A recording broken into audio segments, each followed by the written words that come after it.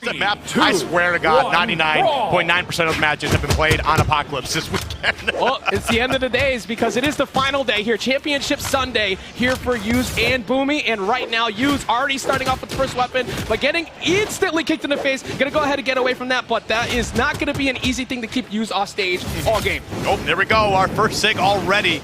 Gonna be a whiff there, but that's fine. It's all about putting down that pressure. Battle boots. Okay, got a nice combo started, but Yuz being able to find their way out of here. Tough spot to be in. I like the attempt he had there too. He went N-Light into GCD Light to try and push him back off with that input Sair, but he never was able to find it. Yuz gonna weapon toss away though. Here comes that Lance. We talked about it before. As they're playing for so long, looking to try and catch Boomie, but Boomie, one of the most difficult people to edge guard in all of Brawlhalla history. Yep. Okay, there we go, a little bit unarmed. Oh, had a nice combo to get started here. And actually opting to not go get the weapon either, just for a little bit extra damage. It's nice you're able to even things up, but now you're unarmed.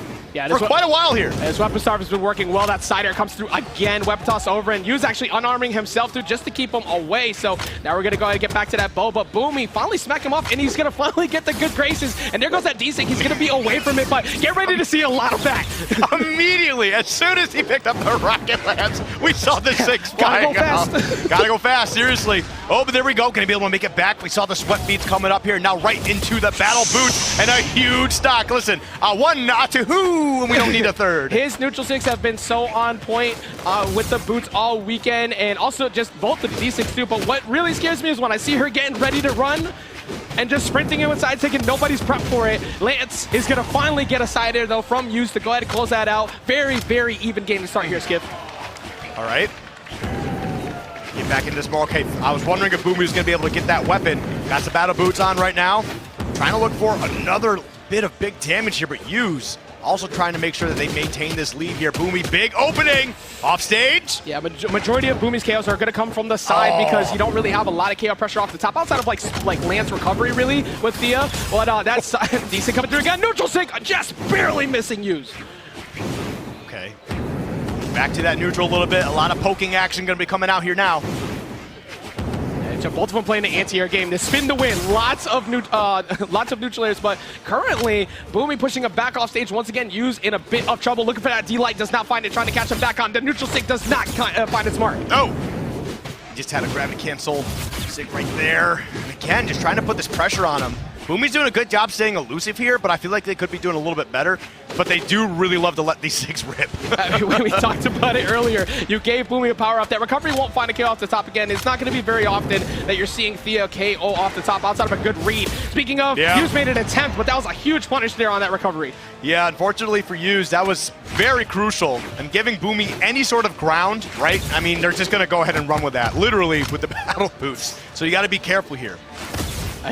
Why be careful when I can just run up and kick you in the face? Right. Boomie has no fear, but he's going to have to get a little bit into his heart right there. He's finally going to get dared, and Yuz going to even it right back up once again. This is a very, very close game, and honestly, I think this is what we're going to see throughout the whole thing, Skip.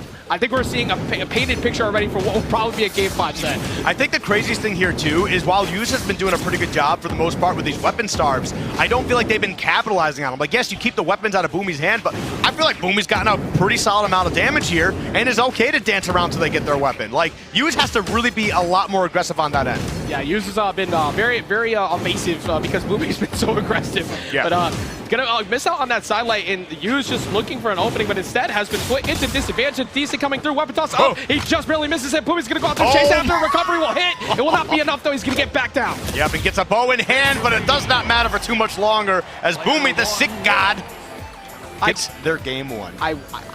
I can't imagine how many are going to be used throughout the entirety of this set. Also, that looks so funny. Like, that right there, it's almost like, hey, look, we gave you, like, a miniature one you can put on your keychain. No, he's just that tall. He's that huge. Boomie is... Boomie-zilla. Just your average 6-foot man, right? What was that?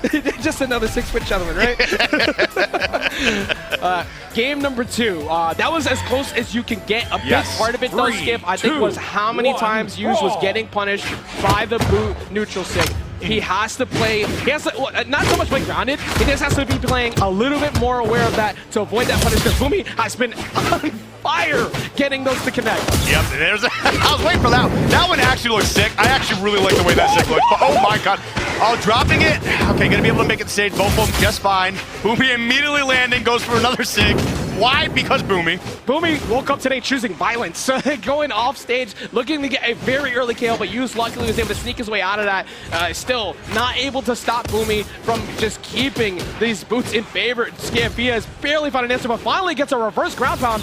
He's going to be able to GC neutral to get back up, but the ground pound ends up taking it. Dude, the SIG usage, like, I was just about to talk about how they used the SIG to actually fast travel to the other side of the stage, right? So just using that for movement, not just for damage, and then doing it again there. The slants on the stage and just going around it and putting yourself in a position to go for that edge guard was incredible. It's been so good, and Yuza has been able to capitalize on it a few times. There's that bolt desync we mentioned pre-show, waiting for that. It covers so much range, but you have to be careful where you decide to use it. But usually when Yuza's on fire, we're seeing a healthy dosage of that.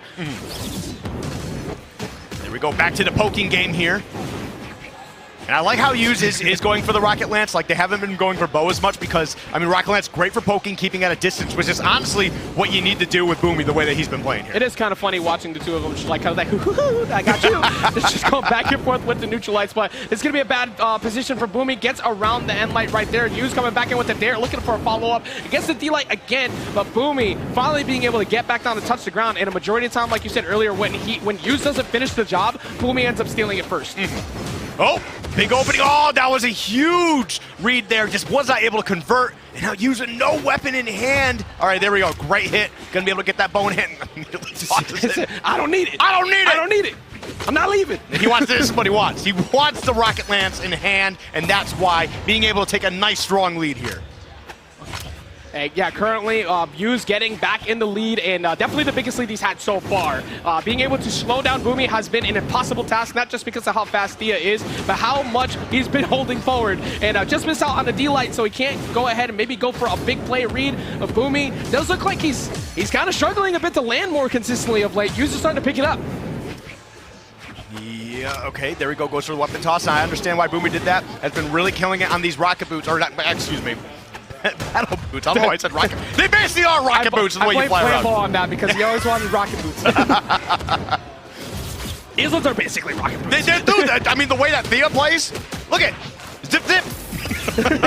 And boom! Because Boomie is getting taken out of the game. Hughes answering back with a 2-stock. That's exactly what you want to see if you are rooting for South America right now. Hughes already has shown that he can perform on the big stage at LAN as well. And after having a game one like that where he got hit so much, 624 to 289, Boomie barely got to play that game.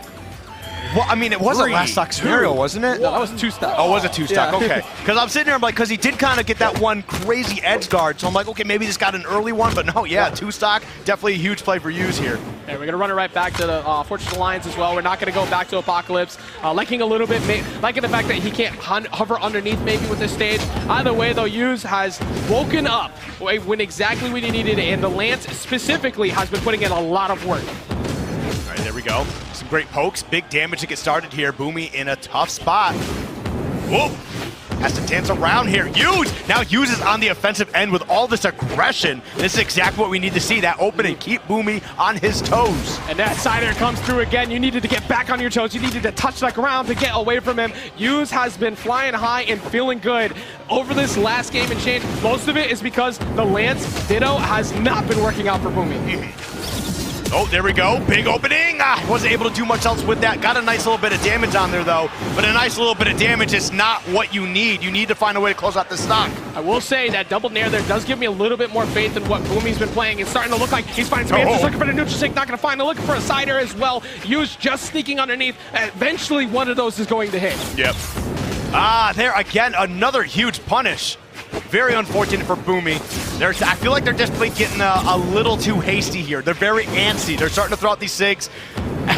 Not as a matter of I'm feeling good, but I'm feeling uncomfortable is what it seems. And sometimes Boomie just believes if I press it enough, it'll eventually hit, and it did. And, you know, he did take a decent amount of damage, but I do feel like that was the most confident movement I've seen out of him in probably a few stocks. So that's definitely boding well. Let's see if he can find an opener here, but instead he's going to get reversed with that side air and a pure bait. Hughes taking no damage still on that second stock. Yeah, this is definitely looking a little bit terrifying for Boomie believers. I mean, you guys were worried about cursing him, and here we are. Look what you and Sheepy did. This is all your fault. Sheepy, it's our fault. But honestly, it really comes down to Hughes playing amazing. And honestly, this is kind of a repeat from our first set, right? We saw the first person. We saw Impala lose that first game and then went for 3 in a row. And right now, we saw Boomie take the first, and now Hughes in a very similar position, possibly a second gentleman sweep coming up. Man, here. if I start seeing him going for stuff like that more often, you might as well go ahead and pack your bags, because Hughes is looking very much so like the man we saw hold up that Spring Royale championship. And that is, I mean, he's got the king title for a reason, right? Can he continue to do that? We'll find out here. We're going to switch up. We're going to go to Small Brawl Haven, which is going to definitely help out Boomie in terms of getting some of those early KOs. But that does also open up the fact that Hughes has been not KOing off the top at all. So let's get universal benefit. Let's see if it works out for Boomie, as Boomie tries to go ahead and get that side air. Look for there we go. That's an early start right there for Boomie. That's what I wanted to see. I was very worried about that last game too. I'm like, okay, a 2-stock to answer back, that makes sense. A second one, I'm like, Boomie, what's going on here? And apparently nothing. He just needed a little bit of a rest, and now he's letting it rip in this game 4, trying to stay in the winner side of bracket. Like we said, if you got a game, you got a chance. It does not matter. Hughes is going to go ahead and sneak underneath, which he couldn't do before. But right now, the minigame is hide from Boomie as much as possible, which currently is not looking like it's an option you can take. Yeah, that was definitely a big read, trying to go lower on that one, and possibly can get more out of this. My goodness, dude, they are finding all the perfect hits here and getting super aggressive, keeping Hughes on their toes this time around.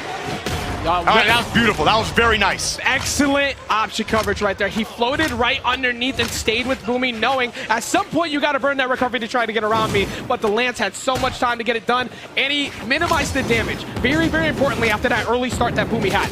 Oh, but here we go, man. Battle Pooch right back on the feet of Boomie here. And again, we see some 6 coming out. Actually, we've seen some of the 6 dialed back here. Let's be real. Yeah. He's starting to just do straight up combos, trying to go for the damage, trying to close out stocks. And this is actually what I saw when he actually fought Godly as well. He was really letting it rip, and then when he realized that he was in a tough position, he dialed it back a little bit, really made them count even that much more. Yeah, he's been hunting for a lot more D-lights on boost to try and be careful, but that's going to be a sidelight side air. Here goes Hughes once again, getting into the lead after what was essentially a 0 to KO off the start, answering right back, looking to try and get back-to-back 3-1s here to make his way to winners finals. It's like one constant thing I keep saying about Boomie. He grabs a weapon, he sigs immediately. And you know what? I do not blame you, because sometimes you can catch your opponent sleeping, but you have not gotten used with that yet. I'm going in, and right now he needs to find a way in. Currently, Hughes has been not allowing any of that whatsoever. Hughes getting around that D-light, a weapon toss up to try and catch on a dodge down maybe. But there we go again. Hughes looking for a big read. He gets reversed on his own. There's the neutral stick. It finally finds its mark, but Boomie is sitting on an elimination trip stock point. Let's see how Boomie's defense is right now, because honestly, you can cough on him and he's gone. And that would be sending you right to the elimination side of bracket. And there we go. We get the D-stick, closing that out. Hughes punching their ticket into winners finals. And let me tell you, man, that winners finals match between Hughes and Impala, oh boy, we were in for a treat. Oh yeah, punching his fist into the air as well. Feeling super confident about how that went down. Absolutely deserved pop-off from Hughes. And that number 2 on that PR is absolutely not going to stay that way after this event. And I can't wait, because like you just said, that matchup of Impala versus Hughes is on its way, and we're talking about the back-to-back champ versus the spring champ in that winner's final set. We are in for an absolute banger, and everybody who has to do it, Boomie and the limbs, good luck. Probably going to be one of the craziest bow battles we'll see. I mean, I know Hughes is more on the Rocket Lance side of things,